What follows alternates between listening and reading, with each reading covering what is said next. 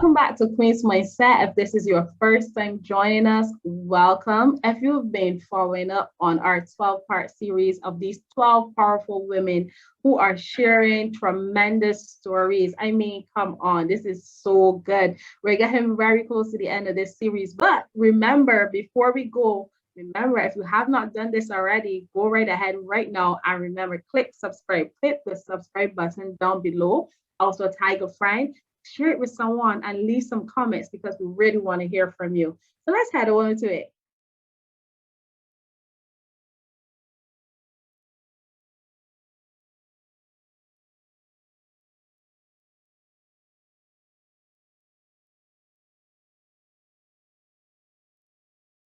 This process showed me how easy it is for someone to lose themselves because of love.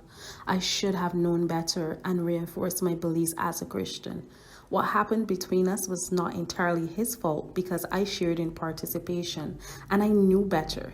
I'm grateful now that I can stand in my truth and honor my values.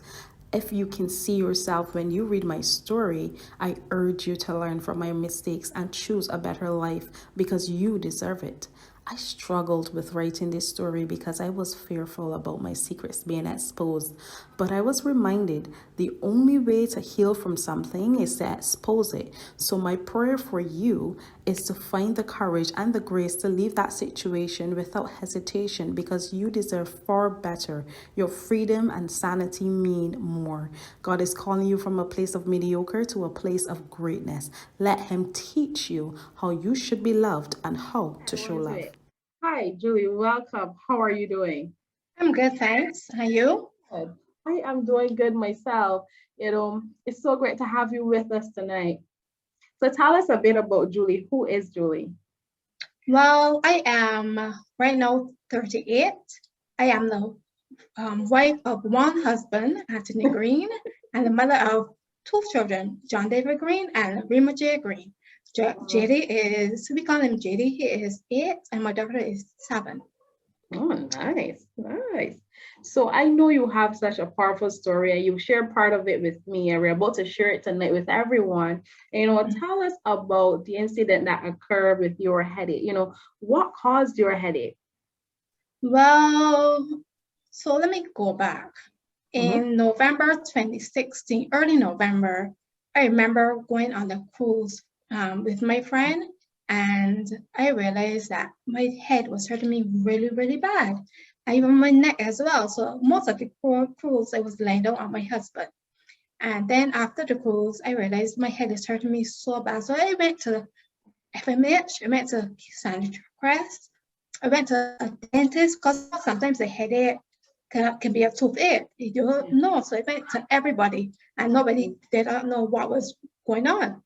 So then my husband, on 16th of November, is that he had enough. Judy, every night you crying, and this headache just going, because I normally suffer with migraine, but this was more than a migraine. So he said, all right, Judy, I will call the ambulance because nothing is working. No tablets, no medicine is working. So I call the ambulance for you because he had lost his mom and his stepfather. So he didn't want to take no chances. So he called the ambulance for me. That's the way it all started. Wow. And then the ambulance came and took me down to the hospital because you think that because the ambulance comes, you go straight in. We still had to wait, but then we went in and they said, "You're here just for headache and neck pain?" And my husband said, "Yes, she is, and she's not leaving unless something he gets answers because he's tired of nobody can say what's going on." That's how it all started. Wow. So walk me through this. So you're here at the hospital. I mean, your husband's very adamant that you have to have some form of answer. So then what happens next? Yes. So I remember going inside. This is within like 24 hours, going inside downstairs, A&E, and I saw a nurse, and she said, "All right, I can't believe you came here for headache and neck pain. So that's not something normal." So she called me to get an injection to ease the pain. So I remember she was telling me to just go down to give me an injection, and I did it. And then I went back outside to sit down. And then after that, another doctor called me in and to check me, and everything was come back normal, based in their eyes. So then like a senior doctor came and said, no, something, all right, let me check her. So he checked my throat. Yeah. And then he saw like a abscess. Mm-hmm. And he said, all right, let me admit her just to do a review on her. So he did. So I was admitted like 2 days after to it before. And while in there, I remember feeling my eyes like swelling up. Yeah. So then I said, all right, let me take a selfie so I can see for myself because it cannot move. So I took a selfie and realized my eyes were bulging out. So I sent my mother and my husband the picture, and they were very shocked. So then the same doctor, senior doctor came and said, all right, something is definitely wrong. So after that, they sent me to get some scans, and then I realized I had some blood clots in my neck. Wow. So then they transferred me now to C ward, where it just went downhill from then. So after that, now, by then now it was end of November. I remember now.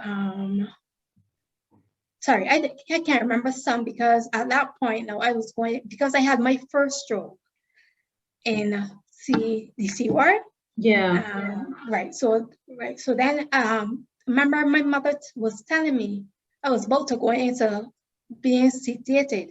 I guess because so the medicine can work. I was sedated for 4 months. So that part I can't remember everything. So based on what my mother and my husband shared was that this nurse that is a Christian, she's a senior nurse on the B ward, just before I got my first stroke. She said she heard, like, after she did her rounds, she was only nurse on duty that night. After she did her rounds, she heard this like, if somebody was dying. So she just checked everybody, and then she realized it was me. So she rushed, and then she jumped on me. So the patient next to me who passed away 2 days afterwards told my mother the story that this nurse just jumped on me. She never saw nothing like that her whole life. And then she started doing CPR on me. And then that brought me back, not to life, but that brought me back. Then after that, that's when they then transferred me to the C ward because something was definitely wrong. So that's when I got my first stroke. And then while I was in the C ward, I had two other strokes. So in all, I had 3 strokes. Blood clots all over my head, my neck, and my lungs. One of my lungs actually collapsed. Wow. And on top of that, I acquired a hospital infection. So I was in the strongest antibiotics in the whole world. Wow. I was actually dying. Wow. And in that process where you, I mean, of course you were afraid. I would be. I mean, tell me about how did you feel? I mean, was your faith strong enough to, to keep you, fighting? How did you feel? Well, don't forget, at that point now, after my 3 strokes, I was sedated. So because I was out for a month. But honestly, I can remember having so much dreams. Before I went to hospital, God always used to speak to me in my dreams. So I can see people fighting, praying. I can actually see people at church, like going in on my behalf. And I can also see certain people like going to surgery. So that will show me that people were actually fighting on my behalf. So those things kept me. But when I came out of the being sedated, and Christmas had passed, it was New Year's, all that had passed. I missed all that. And so then I realized I cannot even talk. I cannot even move. I cannot walk. So that part for sure was very hard because coming from healthy, hardworking, young mother to like bedridden in Pampers. Wow. I cannot do nothing for myself. It was very hard, but you know what? Because the word of God was hidden in my heart. Even though I cannot reach for Bible, I cannot open my mouth and pray, because the word, it was in my heart. I know I was praying in my heart. So the word was there. So certain verses kept me. Like God was just speaking to me. I will never leave you or forsake you. I know the plans for you. So all those scripture verses were just coming back. Wow. Yeah. So those things helped me. It was hard. Go ahead. Sorry. I was like, wow, that's really powerful. So it was, yeah, because it was very hard. And I would cry every single day. When my husband and my mother and my stepfather and the few friends that knew, because I was at certain point, the hospital said only way people can come and see me. So they actually put me in the A ward, which is a private ward, because I had picked up this hospital infection. So normally God pay for this ward, but because I picked it up in the hospital, they put me in this private ward so that people will not come in contact with me. But my family was able to come and see me, and some of my friends, like my past and stuff, but they had to put on like kits to protect myself from any other infection. So this was like in January. And yeah, so that part was hard. And then my husband and my mother and them used to come every single day. I used to cry when they leave. I used to cry when they come at night. But my mother, who's a praying mother, she and my husband too, they like got connection. So being in there all the time, so they were able to get like private nurses to come and stay with me. So I had nurses, like not hospital nurses, like they're 24/7. So my husband would stay till like 10 o'clock. Then my private nurse would just come right after he leaves, and then it goes like that. So having them coming to see me, it was such a lonely place, but God really kept me. And then too, my husband will show me like some videos of the children, because last 3 months, my daughter was 2.5 when they went to the hospital, and my son had just turned 4. So they were still babies. So that part too kept me. So when I was in the private ward, my stepfather was able to like get pictures printed to put in the room. I guess those things to help me to see them there all the time. And then the videos that my friend Sarah, who just to pick them up and take them to school and nursery, they would send me like videos of what they did at swimming, what they did at school. So those things just make me smile, even though I cannot talk. Yes, yeah. So those things help me, but it was a very long process. Very, very, very hard. I can only imagine. How long were you in the hospital for? 3 months. Wow. 3 months. And then you used to ask God, but God, why me? And then God would tell me, but Judy, why not you? That's when I cannot talk. There's me talking to him in my spirit. So I guess God had just had to use somebody to get his word out. So I'm just grateful. Yeah. Oh wow. Okay, so did they ever, how did they ever diagnose what the problem was? Did they ever figure out, what really was happening? No, I think this were saying that there's something called cavernous sinus thrombosis, which is something with 3 or more strokes. I think they put it down to that, but the root of it, they don't know. I don't know, and they don't know. So, like I said, I was good. I was like good, just living life, praising God, active in church, and all of a sudden this thing happened, and just gone from very active to can't walk, coming home in Pampers. It's hard. Yeah. So lead me through this process. So now you're home, now you're out of the hospital, but you still can't talk. You're not able to walk. It's almost like, you have to do everything from scratch all over again. Yep. How was that process for you? That was so hard. I remember the Saturday morning, my children came to see me for the first time, and my daughter was crying. My son was just hugging me. And I was always wondering, I wonder if they would ever remember what it looked like, because I had lost so much weight. And to me, I looked so different. I went so different. But I guess because I don't know, but they embraced me, and I knew to myself, I used to pray to God, I say, God, these children are so small. I miss like running and playing with them. So I must get up and do stuff. So the nurse and so my mom and my husband got like physio to come to me perfectly, even though I was going to hospital for physio like twice a week. So I had like physio like 4 times a week, and then a speech therapist came to my house like once a week. And then I meant to myself, I must eat, because in hospital I cannot eat for all those months. So I had something called a peg, which is connected to my stomach. That's the only way it was being fed by something. I can't remember the name of it.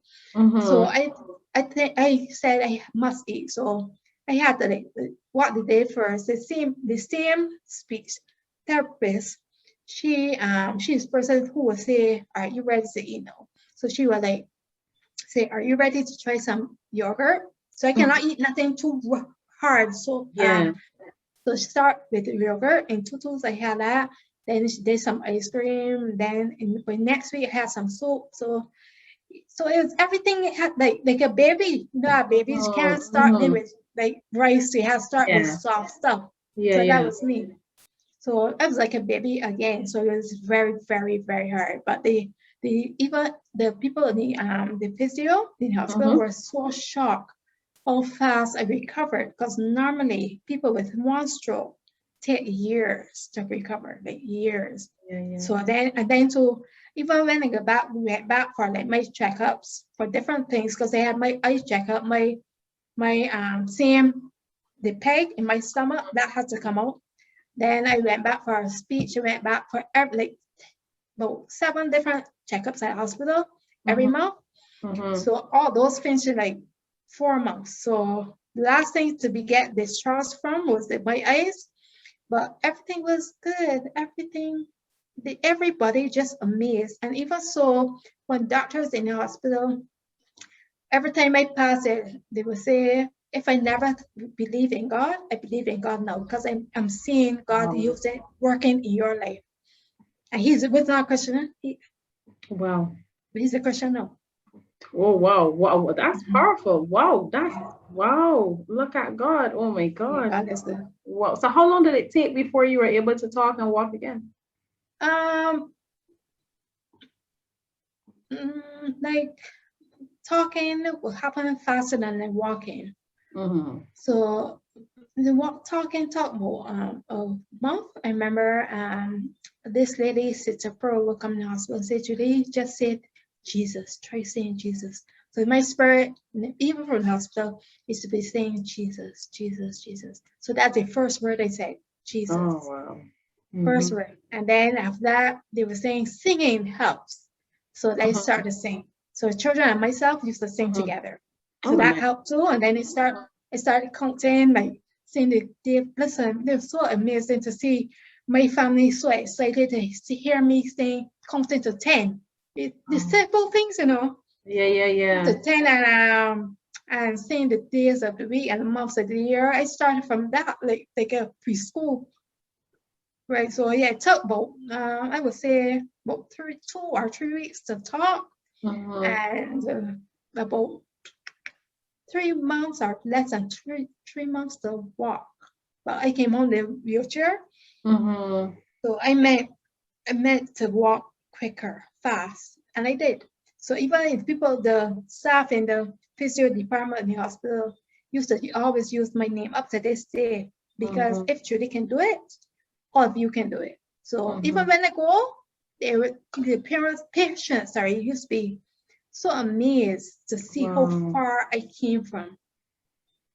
Because I remember the first time the physio came to see me in the air ward, I cried so bad, because even to move my leg hurt me so bad. I could only imagine. So bad, because my right side was a side that was affected, and that's the side that you write with.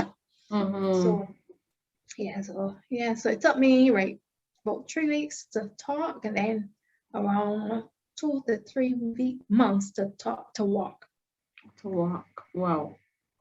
Oh, wow, Julie, this is such a powerful testimony. I really believe that so many people need to hear this. This proves that if you, like the guy said, if you weren't sure, if you didn't know, but your Yeah. testimony, you have to know that God is definitely able and Yes. He is definitely real. So, I Yes. mean, Yes. wow, I am so excited to hear this because this is really good news. This is what we talk about, already evangelizing and, going out there and spreading the Yeah. good news, of what God can do. So that's just completely amazing. So now you have gone through that and you've Mhm. overcome.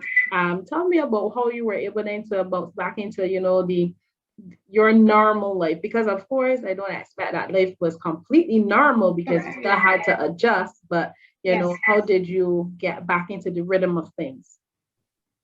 Well, in terms of I met because when I came up from the hospital, I was staying down with my mother. Mm-hmm. So my children and my husband started to come down there to stay down there with me, like in March, because I came home in February 2017. So Okay. they're still home for a month, and then they came down there to stay with me. I guess it was too much for my husband to back and forth because they want to see me too, the children. Mm-hmm. So doing things with them helped a lot. And then I think in September that same year, we moved back home. So getting the routine of cooking and which took long, but still felt Mm-hmm. good. Mm-hmm. Doing things that they love to eat, even though it took me longer. So I used to just pace myself because I meant I will get it done with God's help. So it took me, yeah. So all I do is just get up earlier to Mm-hmm. cook for Mm-hmm. them and to prepare things like their lunch bags and stuff. Mm-hmm. So and then that was late 2017. Then the following year, which is 2018, when I got my first job. Mm-hmm. Um, so God is so good, right? That even though I had got blood clots all over my head, my Yeah. brain was not affected. So Wow. because I'm a accountant, so that part of my brain was still intact. So everything in terms of accounting, I still knew. Mm-hmm. So I think I know I even know more now. So going back into accounting felt good. I just Mm-hmm. praise God that job came along. It was a temporary job. Mm-hmm. So then I started another job in 2019. Then it started my permanent job now in September 2019. So this is going on 2 years. I've been working and doing my normal stuff. So God is so good. Wow. Oh, wow. So, okay. So now you got back. And so at any point in going through that process, in terms of getting back out there into work, before you actually have found the job, were you frustrated or anything? And did you feel like giving up or anything? Yeah. I did, especially in writing because my writing style was affected. My writing took long to come back. It's still Mhm. not 100% back, but Yeah. everybody I work with, they understand. And thank God for technology. I'm more Yeah. type than have to write. Yeah. Yeah. So that those things don't affect me. But at first, I felt bad even telling people about it. Mhm. That's the only thing that I felt bad about. And then too, and talking sometimes before took me longer, but I'm good now. I'm good now, and people know. And I'm always open. That's the thing. I was always open to my bosses, so they understand. So yeah, so that's the only point where I felt down or I felt like giving up. But yeah, because of the writing, and then because I'm still up to now, I'm not driving yet. Yeah. But I had started, but COVID stepped in, and still Mhm. gotta be careful who take you out to drive. So that's the only reason why I'm not driving yet. But every time in God's time, so I'm not rushing. Yeah. Okay. So you now have to relearn how to drive. No, I remember everything. It's just Oh, you that, remember everything. Oh, it's just that you yeah, you needed to go back and practice first before you yes, actually yeah, start. yeah. Just be safe. Even doctor told me I can go, but I Yeah. still have to use some wisdom because you don't drive for Mhm. yourself. You have to drive for other people as Yeah. well. Yeah. Yeah. Yeah. Yes, of course. That's of course.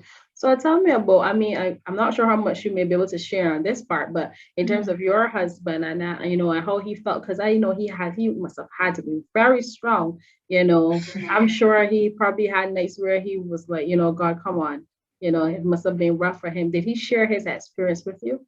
Yeah, he did many times. Him and my mother.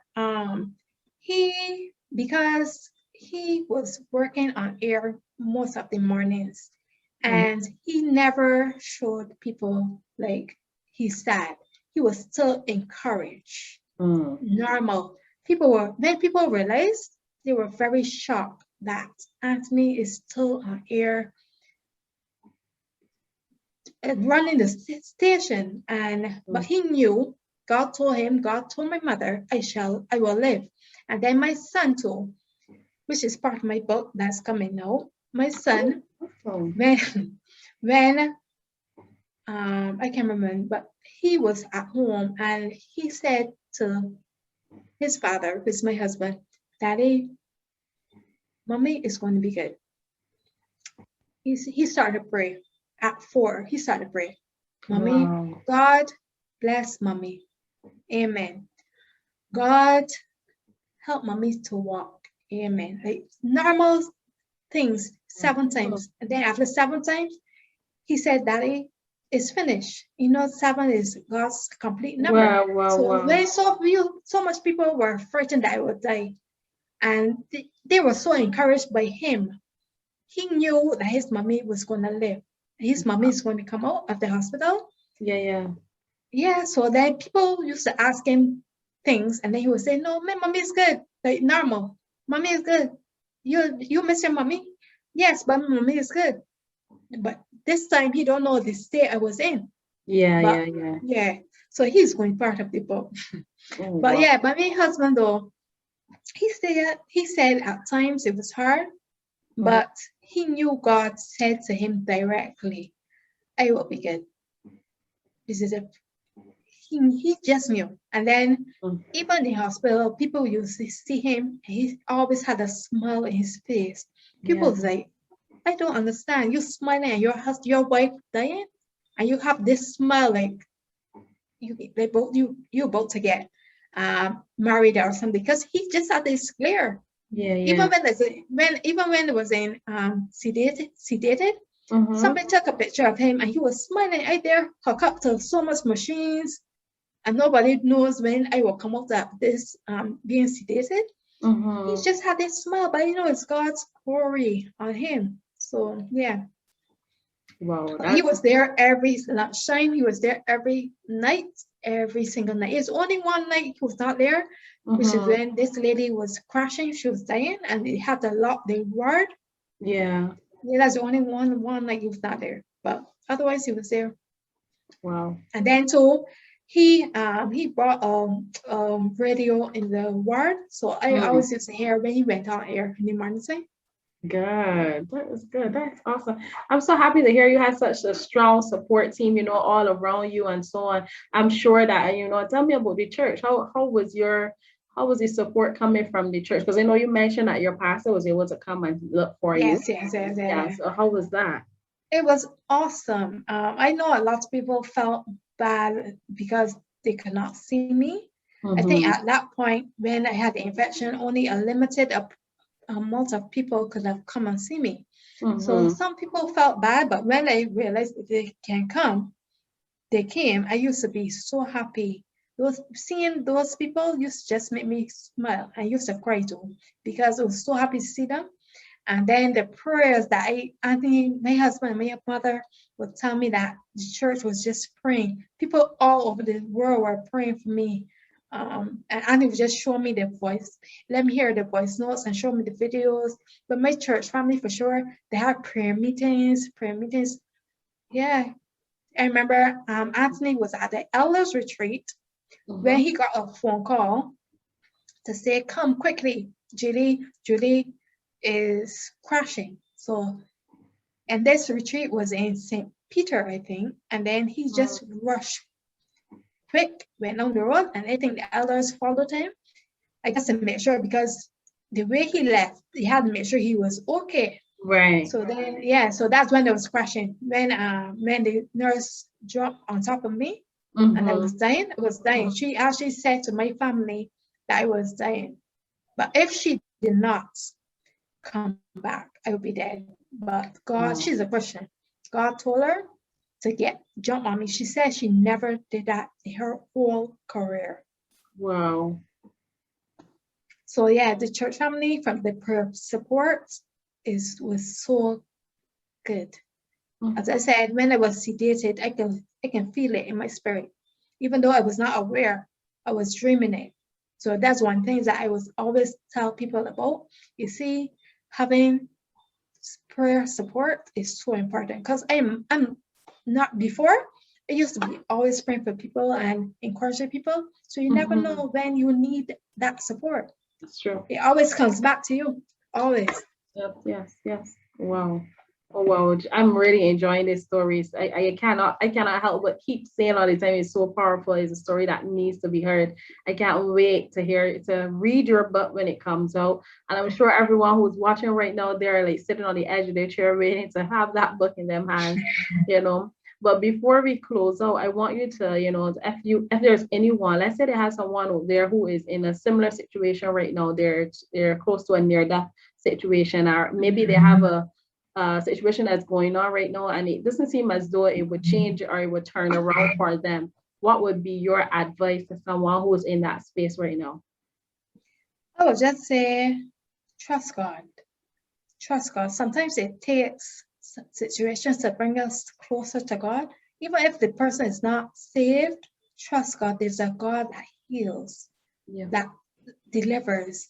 So just because everybody goes through something, Yeah. just take whatever situation is and put it to God and make sure you have one, because the Bible says you only need 2 or 3 people.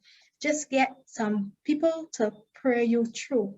And don't be ashamed, because at one point, if I don't want nobody come to see me, because I look so, well, they can't say it bad, but I had looked Mm-hmm. so like not me, like lost Yeah, like yeah, half yeah. my weight. I was already small, so I had lost.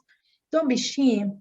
Just have people there to support you in prayer, and just give your whole situation to God, and don't look, just leave it as it at His feet, and don't look back, and continue to read the word, because you never know. Like me, you never know. Have that word. Don't just read it. Have it in your hearts, because sometimes you don't know when you need to use it. Have it hidden in your heart, so that in those times you can use it and declare stuff over your life. Yeah. Well said. Well, guys, you heard it here first. You heard it from Julie Greene sharing her powerful testimony of how God used her. So now she can testify the goodness of God. I want to thank you guys so much for tuning in. I pray that something she said was able to touch you in a special way. And I hope you were able to share this with someone else. And if you didn't get the chance to share it as yet, go right ahead, send them the link, let them hop on and let them see what has been said here, because I'm very sure that something said will be able to transform or change a life.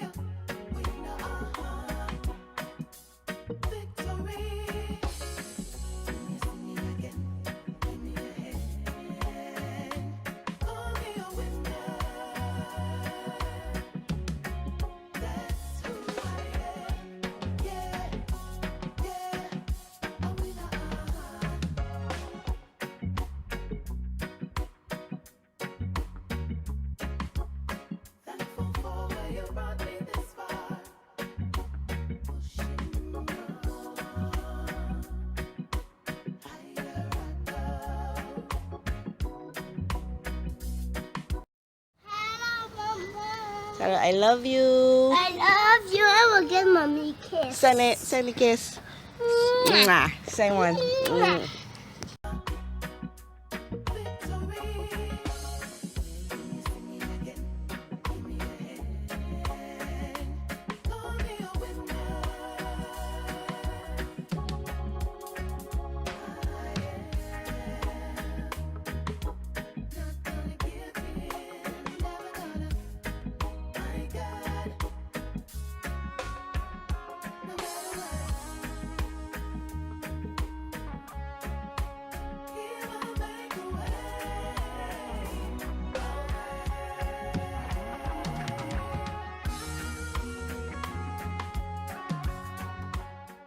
So, in this 12-part series, you'll hear stories about a single mother dealing with a quadruple amputee.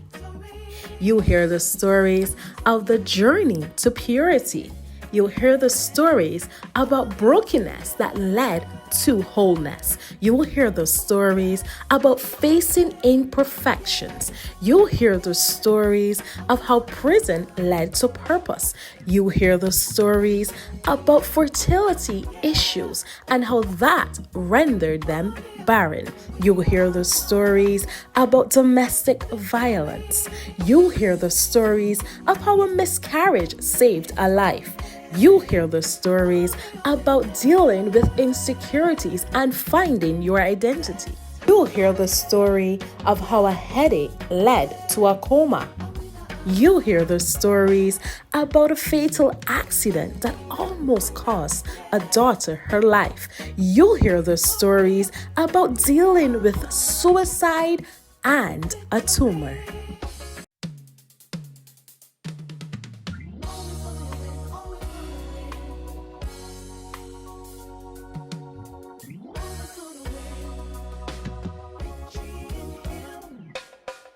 So, Julie, thank you so much for joining us You're today. welcome. It's definitely a pleasure having you. Thank you too.